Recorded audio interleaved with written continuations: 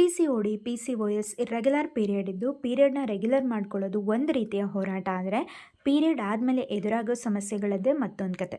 ನಿಮಗೆ ಕೆಲವ್ರಿಗೆ ಗೊತ್ತಿರೋ ಹಾಗೆ ಕೆಲವೊಂದು ಬದಲಾವಣೆಗಳು ಮತ್ತು 120 ದಿನಗಳ ನನ್ನ ಪ್ರಯತ್ನದಿಂದಾಗಿ ಜನವರಿ 2ಕ್ಕೆ ನನ್ನ ಮೊದಲನೇ ಪೀರಿಯಡ್ ವಿತೌಟ್ ಮೆಡಿಸಿನ್ ನ್ಯಾಚುರಲ್ ಆಗಿತ್ತು. ಸಾಮಾನ್ಯವಾಗಿ ಎಲ್ಲರ ಥರನೇ ಅಥವಾ ನನಗೆ ಈ ಮುಂಚೆ ಪೀರಿಯಡ್ ಆಗ್ತಿದ್ದ ಥರನೇ 4ರಿಂದ 5 ದಿನ ನಾರ್ಮಲ್ ಬ್ಲೀಡ್ ಆಗಿ ಸ್ಟಾಪ್ ಆಯಿತು.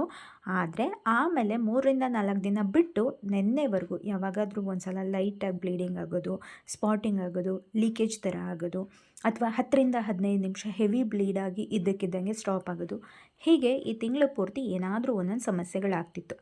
ಯಾವ್ಯಾವಾಗ ಈಗಾಗುತ್ತೆ ಅಂತ ಗಮನಿಸಿದಾಗ, ಸ್ಟ್ರೆಸ್ ತೊಗೊಂಡಾಗ both physically and mentally, in time ಊಟ ಮಾಡದೇ ಇದ್ದಾಗ, ಹೆವಿ ರಿಸ್ಕ್ ಅನಿಸೋ ಕೆಲಸಗಳನ್ನ ಮಾಡಿದಾಗ, ಕೋಪ ಮಾಡ್ಕೊಳ್ಳೋದು, ಬೇಸರ ಮಾಡ್ಕೊಳ್ಳೋದು, ಈ ರೀತಿ ಎಮೋಷ್ನಲಿ ಫ್ಲಕ್ಚುಯೇಟ್ ಆದಾಗ ಈ ಎಲ್ಲ ಸಮಸ್ಯೆಗಳಾಗ್ತಿತ್ತು.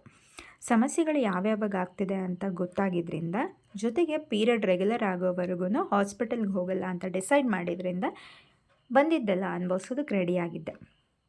ಜೊತೆಗೆ ಈ ಇರ್ರೆಗ್ಯುಲರ್ ಪೀರಿಯಡ್ ಆದಾಗ ನಮಗೆ ಎಷ್ಟು ದಿನ ಪೀರಿಯಡ್ ಆಗಿರಲ್ವೋ ಅಷ್ಟು ದಿನಗಳ ಕಾಲ ಬ್ಲೀಡ್ ಆಗುತ್ತೆ ಅಂತ 1-2-3 ಕಡೆ ಓದಿ ವಿಡಿಯೋಸ್ ನೋಡ್ಕೊಂಡು ತಿಳ್ಕೊಂಡಿದ್ದರಿಂದ ಇದು ಮೇ ಬಿ ಕಾಮನ್ ಸಿಮ್ಟಮ್ಸ್ ಇರ್ಬೋದು ಅಂತ ಧೈರ್ಯ ತೊಗೊಂಡಿದ್ದೆ. ಯಾಕಂದರೆ ನನಗೆ ಬೇರೆ ಯಾವುದೇ ರೀತಿಯ ಸಮಸ್ಯೆ ಇಲ್ಲ ಇರ್ರೆಗ್ಯುಲರ್ ಪೀರಿಯಡನ್ನು ಹೊರತುಪಡಿಸಿ.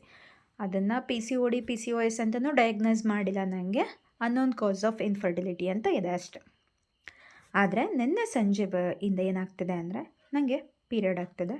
ಅದು ವಿತ್ ಸಿಮ್ಟಮ್ಸ್, ಹೊಟ್ಟೆ ನೋವು, mood swings, cravings, vomiting sensation ಎಲ್ಲ ಇದ್ದು ನಾರ್ಮಲ್ ಬ್ಲೀಡಿಂಗ್ ಆಗ್ತಾಯಿದೆ.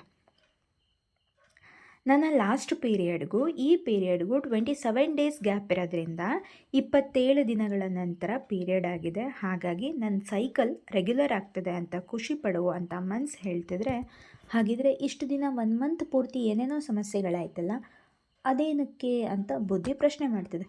ಏನಿರಬಹುದು? ನಿಮಗೇನಾದರೂ ಈ ರೀತಿ ಎಕ್ಸ್ಪೀರಿಯೆನ್ಸ್ ಆಗಿದೆಯಾ? ಇರ್ರೆಗ್ಯುಲರ್ ಪೀರಿಯಡ್ ಇದ್ದು ಸರಿ ಮಾಡ್ಕೊಂಡವ್ರು ಯಾರಾದರೂ ಇದ್ದರೆ ಹೇಳ್ತೀರಾ?